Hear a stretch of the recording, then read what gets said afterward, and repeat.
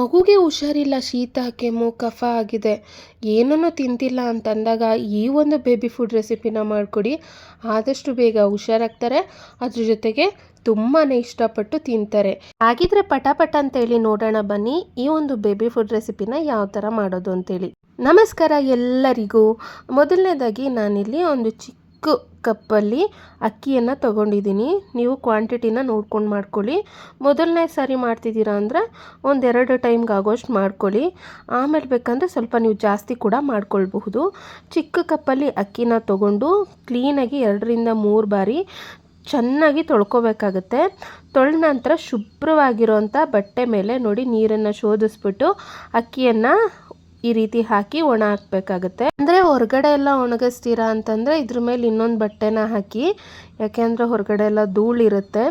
ಮನೆ ಒಳಗಡೆ ಒಣಗಿಸ್ತೀರಾ ಅಂದರೆ ನೀವು ಹಾಗೆ ಗಾಳಿಗೆ ಇದು ಒಣಗ್ಕೊಂಡು ಬಿಡುತ್ತೆ. 2-3 ಗಂಟೆಗಳ ಕಾಲ ಹಾಗೇ ಬಿಡಿ.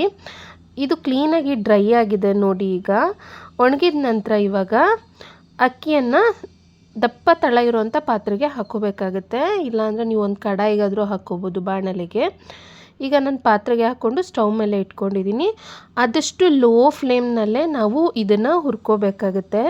ನಾವೆಷ್ಟು ಚೆನ್ನಾಗಿ ಇದನ್ನು ಹುರಿತೀವಿ ನೋಡಿ, ಈ ಒಂದು ಬೇಬಿ ಫುಡ್ ರೆಸಿಪಿ ಅಷ್ಟೇ ಚೆನ್ನಾಗಿರುತ್ತೆ.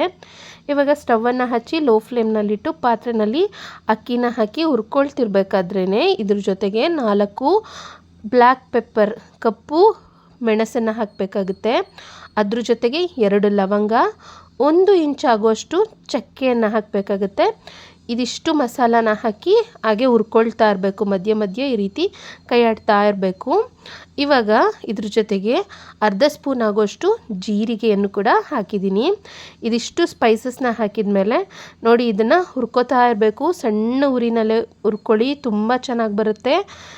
ಉರಿತಾ ನೋಡಿ ಅಕ್ಕಿಯ ಬಣ್ಣ ಅನ್ನೋದು ಬದಲಾಗುತ್ತೆ. ನೋಡ್ತಾ ಇರ್ಬೋದು, ಅಕ್ಕಿ ಅನ್ನೋದು ಸ್ವಲ್ಪ ಬ್ರೌನ್ ಕಲರಿಗೆ ತಿರುಗಿದೆ. ಈ ರೀತಿ ಕೆಂಪಾಳ ಅಕ್ಕಿನ ಹುರಿದ ನಂತರ ಸ್ಟವನ್ನು ಆಫ್ ಮಾಡ್ಕೋಬೇಕಾಗುತ್ತೆ. ಈಗ ಹುರ್ಕೊಂಡಿರೋಂಥ ಅಕ್ಕಿ ಮತ್ತು ಮಸಾಲಾನ ಒಂದು ಬ್ಲೆಂಡರ್ ಜಾರ್ಗೆ ಹಾಕ್ಕೊಂಡಿದ್ದೀನಿ. ಚಿಕ್ಕ ಮಿಕ್ಸಿ ಇದ್ದರೆ ಅದಕ್ಕೆ ಹಾಕಿ ನಂತರ ಇವಾಗ ಇದನ್ನು ನುಣ್ಣಗೆ ಫೈನ್ ಪೌಡ್ರ್ ಮಾಡ್ಕೋಬೇಕಾಗುತ್ತೆ. ಪುಡಿಯನ್ನು ಮಾಡ್ಕೊಂಡಿದ್ದಾಗಿದೆ. ಇದನ್ನು ಒಂದು ಏರ್ಟೈಟ್ ಬಾಕ್ಸ್ ಕಂಟೈನರ್ನಲ್ಲಿ ಹಾಕಿ ನೀವು ಸ್ಟೋರ್ ಮಾಡಿ ಇಟ್ಕೊಳ್ಬೋದು. 15 ದಿನದಿಂದ 20 ದಿನದವರೆಗೂ ಇದನ್ನು ಆರಾಮಾಗಿ ಹಾಗೆ ಇಟ್ಟು ಯೂಸ್ ಮಾಡ್ಬೋದು, ಏನೂ ಆಗಲ್ಲ. ಬೇಕಂದರೆ 1 ತಿಂಗಳವರೆಗೂ ಕೂಡ ಈ ಒಂದು ಪುಡಿಯನ್ನು ಮಾಡಿ ಇಟ್ಕೊಂಡ್ಬಿಟ್ರೆ ನೀವು ಆಗಾಗ ಈ ಒಂದು ಪುಡಿಯನ್ನು ಬಳಸಿ ಆದಷ್ಟು ಬೇಗ ಇನ್ಸ್ಟೆಂಟಾಗಿ ಬೇಬಿ ಫುಡ್ ರೆಸಿಪಿನ ರೆಡಿ ಮಾಡ್ಕೊಳ್ಬಹುದು. ಈ ಒಂದು ಪುಡಿಯನ್ನು ಬಳಸಿ ಯಾವ ಥರ ಬೇಬಿ ಫುಡ್ ರೆಸಿಪಿನ ಮಾಡ್ಕೊಳ್ಳೋದು ಅಂತ ನೋಡೋಣ ಬನ್ನಿ. ನಾನಿಲ್ಲಿ 2 ಸ್ಪೂನ್ ಆಗೋಷ್ಟು ಪುಡಿಯನ್ನು ಹಾಕ್ಕೊಂಡಿದ್ದೀನಿ. ಇದರ ಜೊತೆಗೆ ದೊಡ್ಡ ಲೋಟದಲ್ಲಿ 1 ಲೋಟ ಆಗೋಷ್ಟು ನೀರನ್ನು ಹಾಕ್ಕೊಂಡಿದ್ದೀನಿ. ಸ್ವಲ್ಪ ನೀರನ್ನು ಜಾಸ್ತಿನೇ ಹಾಕ್ಕೊಳ್ಳಿ, ಯಾಕಂದರೆ ಇದು ಬೇಯ್ತಾ ಸ್ವಲ್ಪ ನೀರನ್ನೋದು ಕಡಿಮೆ ಆಗುತ್ತೆ.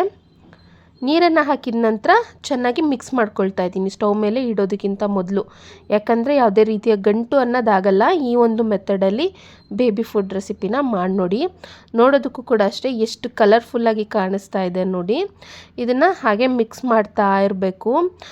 ಅಂದರೆ ಗಂಟು ಆಗಬಾರ್ದು ಅಂದರೆ ಸ್ವಲ್ಪ ಬಿಸಿ ಇದು ಕುದಿ ಬರೋವರೆಗೂ ಹಿಂಗೆ ಮಿಕ್ಸ್ ಮಾಡ್ತಾಯಿರಿ. ಮಿಕ್ಸ್ ಮಾಡ್ತಾನೆ ನೋಡಿ ಇದು ಕುದಿ ಬರೋದಕ್ಕೆ ಶುರು ಆಗುತ್ತೆ. 1 ವರ್ಷದ ಮೇಲ್ಪಟ್ಟ ಮಕ್ಕಳಾಗಿದ್ದರೆ ಇದರ ಜೊತೆಗೆ ನೀವು 1 ಕಲ್ಲುಪ್ಪನ್ನು ಹಾಕೋಬೋದು ರುಚಿಗೆ ಅಂತೇಳಿ. 1 ವರ್ಷದ ಒಳಗಿನ ಮಕ್ಕಳಿಗೆ ಉಪ್ಪನ್ನು ಬಳಸೋ ಅಗತ್ಯ ಏನಿಲ್ಲ. ಇದು ನ್ಯಾಚುರಲ್ಲಾಗಿ ಮಸಾಲನೆಲ್ಲ ಬಳಸಿದ್ದೀವಲ್ವ, ಅದರದ್ದೇ ಆದ ಘಮ ಅನ್ನೋದಿರುತ್ತೆ. ಇವಾಗ ಲೋ ಫ್ಲೇಮಲ್ಲಿ ಇಟ್ಬಿಟ್ಟು ಇದ್ರ ಮೇಲೆ ಒಂದು ಪ್ಲೇಟನ್ನು ಮುಚ್ಚಿ 2-3 ನಿಮಿಷಗಳ ಕಾಲ ಚೆನ್ನಾಗಿ ಬೇಯಿಸ್ಕೊಂಬಿಟ್ರೆ ನೋಡಿ ಇನ್ಸ್ಟೆಂಟಾಗಿ ಪಟ್ ಅಂತೇಳಿ ಆರೋಗ್ಯಕರವಾದ, ಅದರಲ್ಲೂ ಮಕ್ಕಳಿಗೆ ಶೀತ ಕೆಮ್ಮು ಕಫ ಇದ್ದಾಗ ಏನೂ ತಿನ್ನೋಕ್ಕೆ ಇಷ್ಟಪಡಲ್ಲ ಅವರು. ಈ ಥರ ನೀವು ಕನ್ಸಿಸ್ಟೆನ್ಸಿಯನ್ನು ಸ್ವಲ್ಪ ತೆಳ್ಳಕ್ಕೆ ಇರಲಿ, ಈ ರೀತಿ ಗಂಜಿ ಥರ ಈ ಥರ ಮಾಡಿ ಕೊಟ್ಟು ನೋಡಿ. ಅವ್ರಿಗೆ ನೀವು ಬರೀ ಔಷಧಿ ಹಾಕಿದ್ರೆ ಸಾಲಲ್ಲ, ಆಹಾರವೇ ಆರೋಗ್ಯ. ನಮ್ಮ ಆರೋಗ್ಯ ಚೆನ್ನಾಗಿರಬೇಕು ಅಂದರೆ ಒಳ್ಳೆ ಆಹಾರನ ತಗೋಬೇಕು. ಚಳಿಗಾಲ ವಾರಕ್ಕೆ 1 ಸತಿ ಆದರೂ ನೀವು ಈ ಒಂದು ಬೇಬಿ ಫುಡ್ ರೆಸಿಪಿನ ಮಾಡಿ ತಿನ್ನಿಸಿ ಮಕ್ಕಳಿಗೆ. ಅವ್ರಿಗೆ ಶೀತ ಕೆಮ್ಮು ಕಫ ಆಗೋದು ಇಲ್ಲ. ಆಗಿದ್ರೂ ಕೂಡ ಪಟ್ಟಂತ ಹೇಳೋಗುತ್ತೆ. ಯಾಕಂದರೆ ಇಲ್ಲಿ ಒಳ್ಳೆಯ ಮೆಣಸು, ಲವಂಗ ಮತ್ತು ಚಕ್ಕೆ, ಜೀರಿಗೆ ಎಲ್ಲ ಆರೋಗ್ಯಕರವಾದಂತಹ ಪದಾರ್ಥಗಳನ್ನ ಬಳಸಿ ಈ ಒಂದು ಹೆಲ್ತಿಯಾದ ಬೇಬಿ ಫುಡ್ ರೆಸಿಪಿನ ಮಾಡಿದ್ದೀವಿ. ಶೀತ ಇದ್ದಾಗ ಮಕ್ಳಿಗೂ ಕೂಡ ಈ ಒಂದು ಬೇಬಿ ಫುಡ್ ರೆಸಿಪಿ ತಿಂತಾ ಇದ್ರೆ ಒಂಥರ ಆರಾಮ್ ಅಂತ ಅನಿಸುತ್ತೆ ಅವ್ರಿಗೆ.